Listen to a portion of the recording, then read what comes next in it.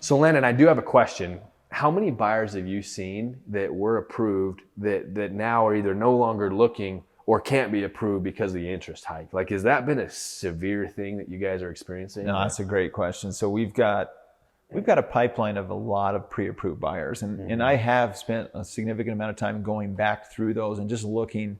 They were pre-approved for $300,000, for $400,000, and then you go look at their numbers now, and it's $200,000, $250,000, $300,000, and so very discouraging, I'm sure, for them. It's tough for us, but that's the reality of it. Yeah. I mean, if you were pre-approved for $400,000, what was that buying you a year ago? Man. What was $400,000 buying you? Yeah, a lot more than it is today, right? I mean, that same home is $500,000. Yeah. Probably. So, and then you tag on the extra interest rate. That's makes it really tough for people to get into a home that they were maybe excited about last spring. And I don't know why people didn't move when they did. It was probably an inventory thing. That was probably more of it than anything. They just couldn't find something that they liked, and then they waited and waited, and it just got more and more expensive. And I've had some, as you bring that up, that have literally thought that, prices were going to come down, and they haven't. And unfortunately, I don't know that they will. I think we're stabling out, and I think we're leveling out, but I haven't seen values plummet. And I don't know that they will. I mean, they might settle out a little bit, certain price points, in particular as well. But I mean, I don't know. I mean, I just don't see it plummeting by all means. So do you hear people still say, I'm just going to wait for it to crash again like it did? Yeah, it's funny. I do.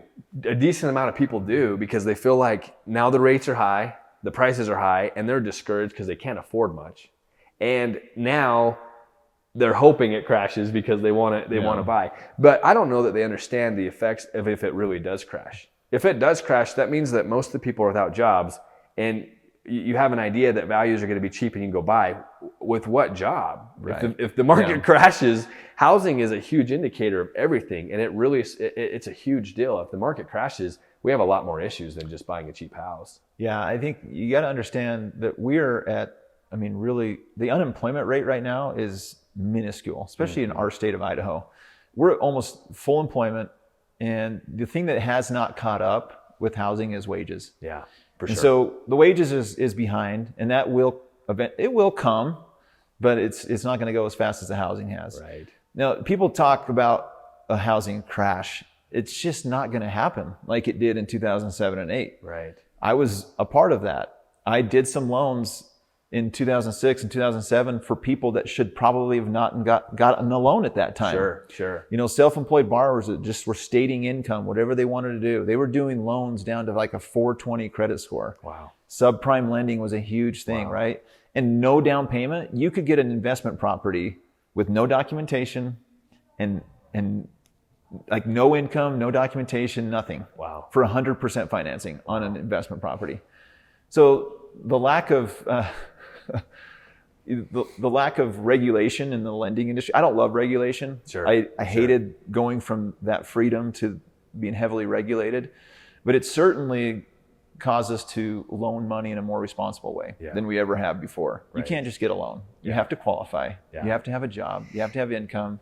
And you really got to be above a 600 credit score. You got to have good credit. Right? Yeah. So the housing crash of 2007 and 8 and 9 was because people were in homes that they shouldn't have been, and now all of a sudden a rush of foreclosures hit the market, and things just went in a landslide. So that won't happen. Well, and the biggest thing is, appreciation has gone so crazy because the demand has been so high. That's what's driven this market, is that there's very little supply, and there's such a high demand, and there's people moving from out of state here. There's just, for whatever reason, I don't know all the particulars, there's a lot of demand, and we're not caught up. We have been super low. Now we are higher today than we were a year ago from today. So we are starting to see that, inventory levels are, getting a little bit higher, but it's all in perspective. 3 years ago, it was still, it's less today than it was 3 years ago. Wow. We're still really low in with everything in perspective. So was there just a time where no one was buying homes, and that's why we're getting caught up to where, or is it because was there another baby boom that those are now becoming adults and now wanting to buy homes and never did? Were they late? And I wish Are they I late? knew. I wish I knew the answer to that. I mean, my understanding is after '08, there was a lot of builders that didn't build for a lot of years. Right. And so those builders that didn't build, we got a lot of catching up to do from those years we didn't build houses. Because now all these people want houses and we don't have them. We, Yeah. you know, we have to make up for that somewhere. You know, and our builders are you know, killing it. I mean, they're just building as quick as they can. Yeah.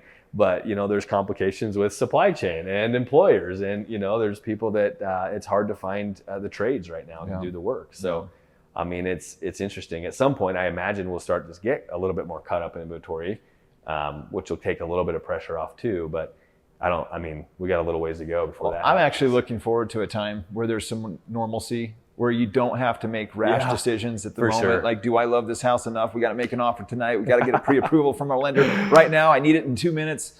Yep. And then we can all just kind of breathe again and get into a healthier market where everyone's a little bit more sane. For sure. It's been exciting. It's been a good run. But yeah, there's going to definitely be a little bit of a slowdown. But I think our market is poised to continue to grow. Idaho Falls is a phenomenal place to live. I agree. Yeah. Last 2 to 3 years have been insane, right? A little bit of normalcy would be ideal, really. Absolutely. Would be nice. So, okay. Well, thanks for your time today. All right, buddy.